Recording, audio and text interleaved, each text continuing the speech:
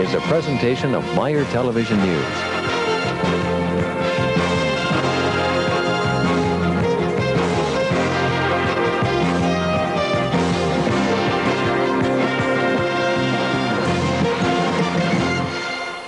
A balloon race in West Germany has ended in tragedy for 2 Americans. Good evening, I'm Sheila Beaudoin.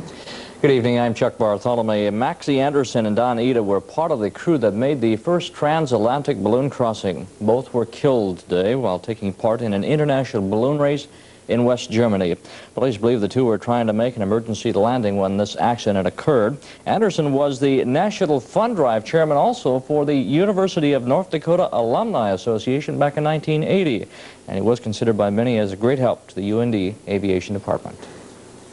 A French Air Force Mirage jet collided with a private plane today over a residential area of West Germany, killing 8 people. The crash occurred while the Mirage was preparing to land at a local base. The Mirage skidded across suburban rooftops, setting 4 apartment buildings on fire. Both the pilot of the Mirage and 2 people on board the private plane were killed instantly. 2 private home residents died and 8 others were injured when the planes hit the ground. 5 or rather 15 Siberian Pentecostalists arrived in Vienna today, ending a 23-year struggle to leave the Soviet Union. The Ivanchuk family and members of another family sought refuge in the U.S. Embassy in Moscow. For 5 years, they lived in the basement until this past weekend when Soviet officials finally allowed them to leave. Penchesco's claimed they were victims of religious prosecution. A worldwide military exercise is now underway. It's called Global Shield. It's an exercise in which all strategic air command bases are taking part. And while it's only a practice run, Albert Pierce reports it looks like the real thing. The nation's first line of defense, the nuclear missiles and bombers of SAC, the Strategic Air Command. SAC's mission is to prevent attack on the United States, and if that fails, to carry out presidential orders to retaliate. This week, 9 missile wings, 600 bombers, tankers, and other aircraft, and 150,000 military personnel from all SAC bases throughout the world are participating in this carefully coordinated exercise. One of the primary purposes of Global Shield is to test how well the various parts of SAC, the people and the equipment, work together in a realistic wartime simulation. Here at Grand Forks Air Force Base, the men and women of SAC are practicing what they hope they never have to do, how to go to war.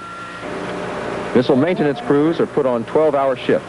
2 teams work round the clock to bring all missiles to full alert status.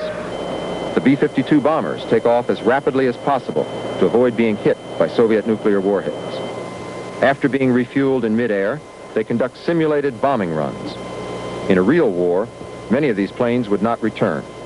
Over the next few weeks, SAC officials will analyze the results of Global Shield to see how they did and what they learned. The Reagan administration has made readiness its #1 defense priority. Global Shield tests just how ready SAC is. Albert Pierce, NBC News, Grand Forks Air Force Base. The muddy Colorado River burst the dike at Grand Junction today, sending water through a neighborhood that's already been evacuated since last week as a precautionary measure. Authorities say it was only a matter of time before the dike failed. It had been seeping badly in recent days. Work crews had tried to save it by shoring up its walls, but the rising waters were just too much for it. More than 1,500 people have been evacuated from the Grand Junction area. The problem in Grand Junction is only a small part of the overall flooding problems in Colorado. And deep problems are still bothering some Beulah residents. Details when we come back.